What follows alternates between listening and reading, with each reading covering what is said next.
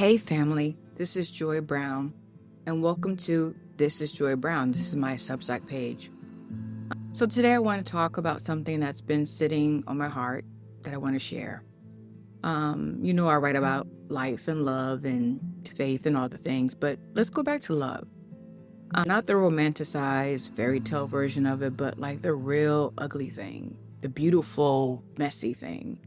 The kind that makes you want to question yourself and stretch your patience and show up even when it's uncomfortable. You see, most of us are so damaged that we don't even know love when we see it. We've been conditioned to chase this perfect image, this story of the prince and the princess, and where everything just works out, right?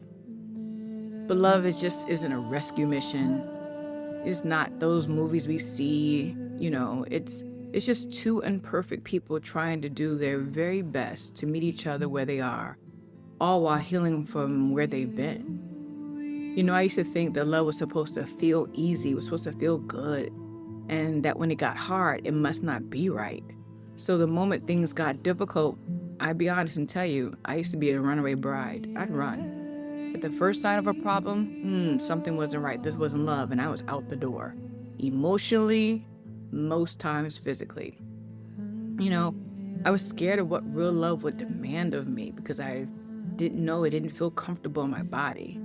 But over time, I learned something. Love doesn't ask you to run. It just asks you to stay. But not in harm's way. I'm not talking about staying in abusive situations. Not in pain, right? But in growth. It asks you to stay long enough to see the beauty that unfolds when two people are willing to water each other. And if you're a plant person like I am, and if you've ever cared for a plant, you know this. If you water too much, you can drown the plant and the leaves turn yellow. And if you don't water it enough, the leaves turn brown and it risks dying. And it's kind of like this delicate dance between the pouring and the withholding that keeps it alive. And when I think about love, I think about that the same way. It's like knowing when to pour, like when to listen, when to give space, and when to lean in. And I know people say, don't fall in love with potential. And I will say, I agree, and I understand why. Because none of us are signed up to raise an adult.